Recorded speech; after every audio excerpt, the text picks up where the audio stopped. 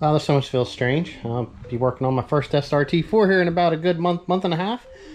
We did put an engine in this a little while back, along with some mounts and everything else. It is a daily driven car, but we got to take care of some stuff, and it just needs some service. So what we're going to do is we are going to change the oil filter.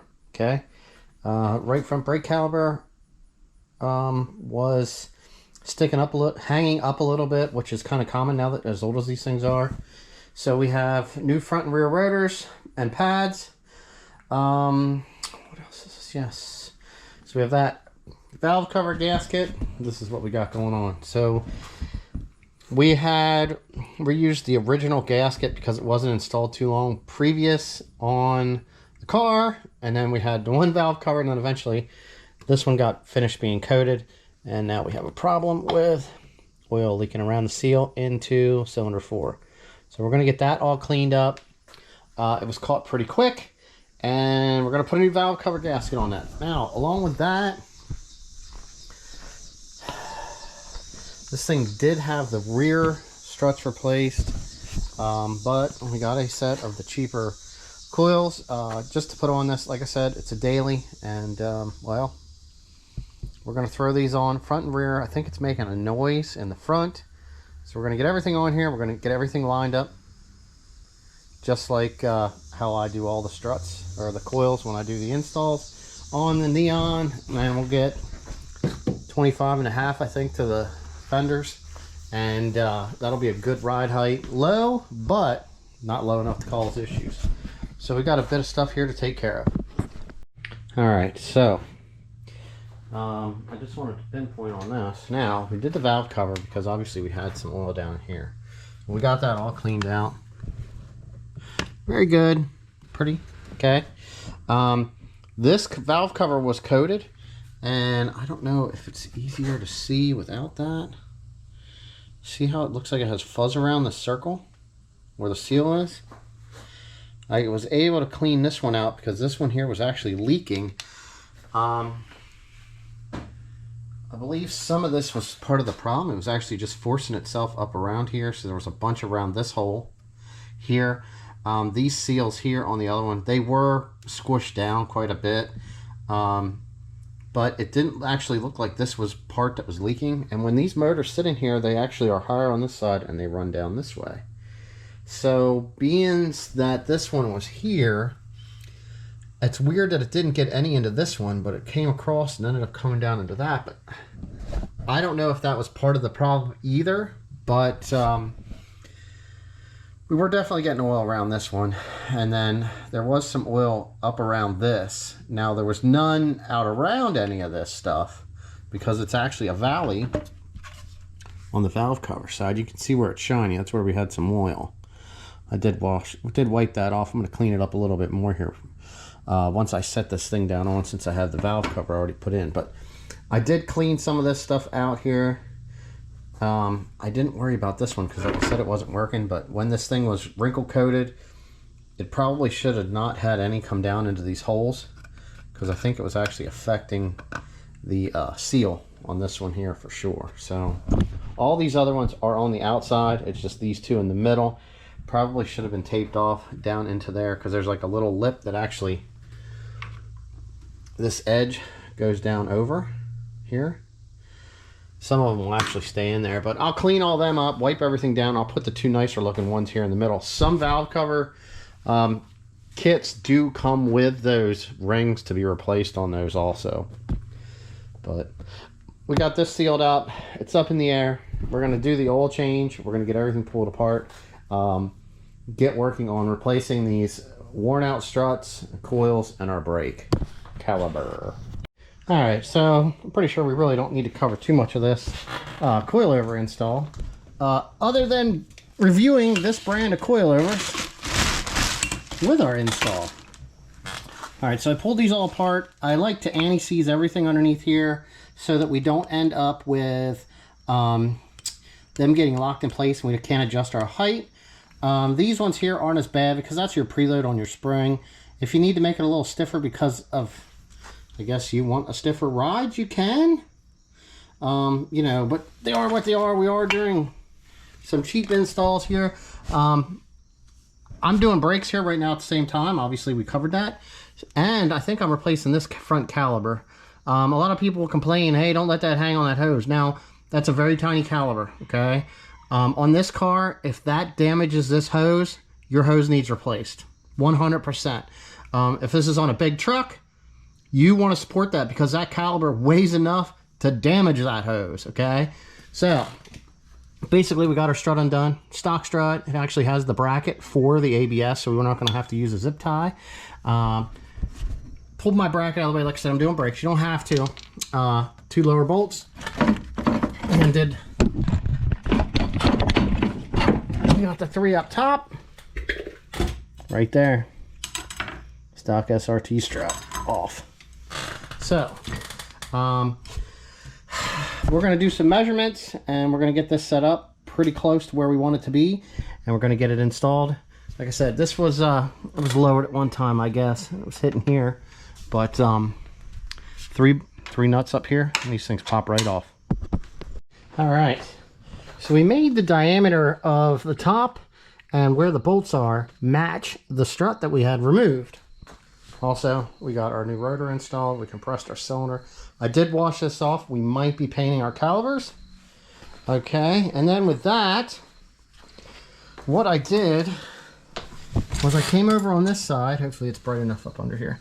This rubber thing, okay? So I found out where the top of this is, measured down to the top of this, which was 8 3/8 of an inch.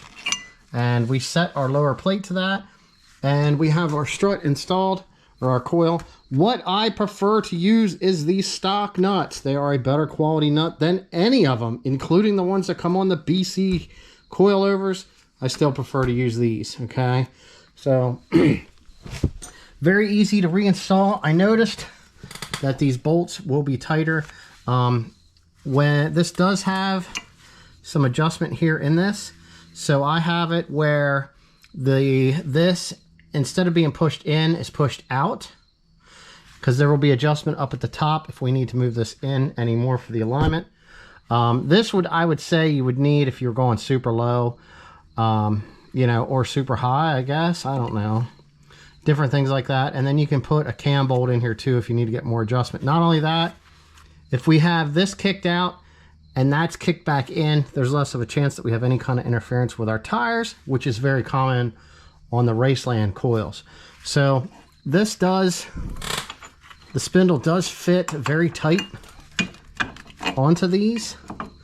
So it's kind of a fight, as tight as that it does fit. But it does slide on. I did kind of tap it just a little bit with my hand, and then I ended up being off on my alignment, and you can't really move it. So I was able to stick a screwdriver or some kind of pry bar in here and just kind of line the 2 holes up and just reassemble everything. So once we're done doing that, I'm going to get the other brakes set up, and we're off to the back. All right, so I usually like to try to do one side, and then I can explain how to do it for you guys. All right, so basically, you know, we all know how to do brakes. That stuff's pretty easy. Detroit axle ones actually went on pretty simple this time. I just couldn't get the anti-rattle clip to fit right here correctly, but I didn't like really clean these slides back here because everything looked good. The coilover, most of them have a spot where there's not 3 studs, and then I had another set, the max speeding rods, where these were actually screwed down through the other way, and you ended up hitting this top piece while trying to adjust it. These are actually ran the other way, so that made that kind of nice. I did have to drop this down pretty far because this is about where stock was, so when I get these new, I always coat everything with anti-seize so that it can be adjusted. So when we measured this out, we came down to here off of our other coil from the top to where this is. I think it was like 15 and a half or 18 and a half. I can't remember. I got to double check that size. But everything seemed to go in. Getting it lined up here, it didn't really want to fold back in, which is pretty common with any coilover that I've had, or even when you're trying to replace the stock strut. I'll actually take a piece of wood and I can jack under here, which brings my suspension up, helps cut this in, but I was able to get that. So then I was able to align it, and I got the first bolt in the top, and then I got the second one. Now, with that being said, let's look at this other one here. Now, these have this extra support plate here. So when you're trying to get onto this nut and you have, like, I'm using an impact here, it's too tight, so I had to get a thin wall 3/8 with an adapter to be able to tighten the nuts up. But this here, I've already got this one removed. It actually came off pretty easy, but let's take a look at this one. These are the max speeding rods, and you can see it doesn't have that extra support bracket that comes down off of here, so we didn't really have to worry about that. This one here looks like it was still good. The other side, passenger rear, looked like it was leaking. This is how they look up in here. And then, like I said, these have universal tops. They're not made side specific like those are. So what I did to figure that out was basically where our holes are. If you measure across from here to here like a triangle, one is off just a little bit. You can kind of see, like, this one's round, this one here is a little bit bigger, and then this one's like elongated a little bit. It's a little different on the other side. And this the outer hole, the one's more toward the back on this side, and on the other side it's actually more toward the back. So if you tried to put the one from that side, it would be here, closer in. So that was pretty self-explanatory. You know, you're pulling your brakes off, so basically when you get in here to remove everything, start with your end link. Pull this off, very easy. I usually lay these out of the way, and then remove my rotor so I don't have it fall off. And then the two bolts right here, I remove them. Normally they're coming from the front, and then the nut should be on the back. They're a 15 and an 18. And push it down, and then undo the top, slide these down. If it was a strut, it'd be a little harder. You'd have to push this down and then push down on this. But it being rubber, they do move pretty good, unless you have the polyurethane ones, which it does make this radius arm a lot tighter when you're trying to install it. But give everything a look over while you're in here. Everything looks good. All the e-brake shoes are good. So far, everything is doing what it should be and looking the way that it should. So, just like we did in the front,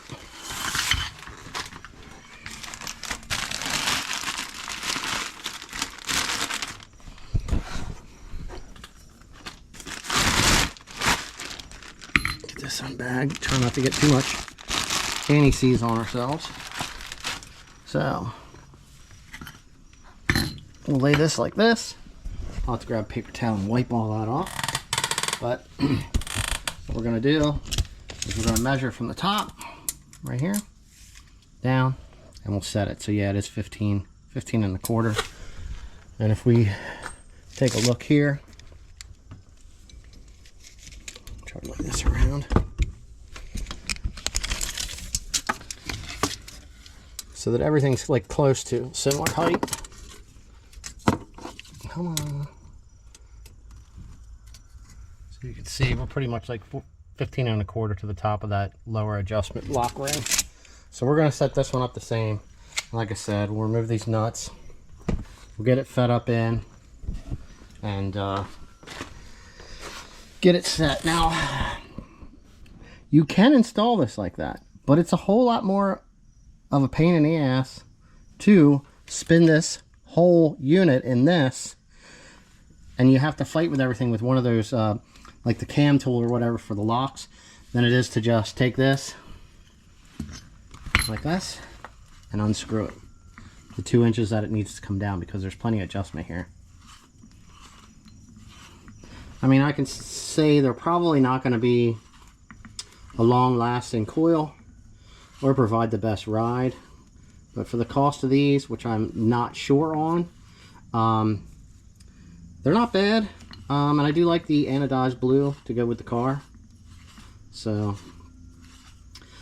anyway, when we start to get this back on, and I'm to the point where I'm getting this on as I was speaking about it when I installed the other one, I'll try to show that a little bit more in depth of what I'm doing when you're looking in at the holes to get that on. So I'm going to set this length with the tape measure from here to the bottom of this at 15 and a quarter, where it needs to be, and wipe off some of this anti-seize. And trust me, this is always something good to do. It's good practice. I should roll these back in case somebody needs to move any of this up here. But most of the time when that's set, they're set for preload on the springs. And then this here, most of the time people want to either, a lot of guys like to lower their stuff to the point where it tears the tires up. To each their own. But you'll be able to do it, or whoever ends up with these coils down the road will be able to do that in years to come. And you know, kind of go from there. Alright, so I wanted to get in here and kind of explain what I was doing. I use this to kind of get these lined up, okay? But to even get to this point here, the tops, which seems to be a pretty common problem with any of these, just doesn't get enough pivot. You can't get enough of an angle where this is going down to where it needs to be down here off this plate. So I did loosen the bolts going into here to be able to get enough angle pushed back on this to bring this up, because when you do that, when this comes down, it goes on an angle back. See my hand? It'll be like this here, and then when it comes down, it kicks back. I'm trying to do the best I can, although I don't want to bend that way. So currently, this is where we're at. So I have a smaller one. I don't know if you can see how often we are in this hole. So we're just going to take that, and you can see how much it moves everything. So I'm going to do that. I'm going to lay my light across the top here. We're going to need to look down through here on this side. You can see me coming through. It won't go through at all. But if I push on this, I can almost get this hole to line up. So right about now is when I need to put the bolt in. So what I do to get these to move in, you can see we have our socket. I got it started, and I always put the socket on. Not only that, does it give you more room out, but you can hit on this. What happens if somebody's sitting here and they're hitting on this on an angle, you can actually damage the top of this head, and then you can't get a socket onto it. So basically with that put in place, what we're going to do is this. Now what I'll do before I tighten this down is I pull out on this, because I want this to tilt out, because when it goes up it'll come in. So it should actually straighten this out. There should be a little bit of a camber adjustment that we can get, so we'll have to check that out also, as I'm just going to be doing a eyeball alignment on this. Gotta retighten. I even tried loosening this to see if it would allow that top to pivot more, but that's definitely a no-go. So I'm going to remeasure. I'll remeasure this on the other side to make sure I have my preload exactly the same. And like I said, this is all measured from up here at the top of the spring all the way down to here. That measurement doesn't change. So we're going to tighten these up. We're going to get our end link in. I'm going to get some zip ties because we don't have the rear brackets for the ABS sensors. They must have been on the struts that were originally on here and were not pulled over and put onto these other ones. And it's as simple as that. We're going to install the brakes and we'll be done. I'll go over some of the adjustments that I'm going to do, and just show you where stuff is at, what's camber, what's toe, height adjustment, in and out, and that type of stuff. All right, so we got everything together. The front is still a little higher than what I wanted it to be, but I did drop everything. Everything's down to 26 corner. These coils, I'll tell you what, man, they just are a little strange when it comes to get them adjusted, but it looks really good with the brake caliber painted in the front. The back still looks good in red. There was nothing wrong with them. This guy's looking to possibly get some body work done and some paint work here in the near future. This car has no rust at all, outside of some cosmetic damage on the bumper and in the back. But we're going to see if the suspension here is going to settle a little bit, drive this thing around, and if we have to, we're going to get in there and we're going to drop it down a little bit more in the front. But like I said, usually this is where I like to set these, and it's weird because these things do have a rake to them, and when you try to take the rake out of them, you end up with your rear wheel well being more closed than your front. So it's just how they come out. But outside of that, everything worked out really good. There really wasn't too much to show for adjustment. The toe and everything is actually looking really good on this. And even in the back, this one here still looks like it's got some negative toe to it, but it's a front wheel drive thing, and there's no real adjustment here on the back outside of the cam bolt in the middle, and it looks like it's already adjusted in. So something like this should probably have a rear control arm, but this is pretty much standard on how these things are. So that kind of finishes that up.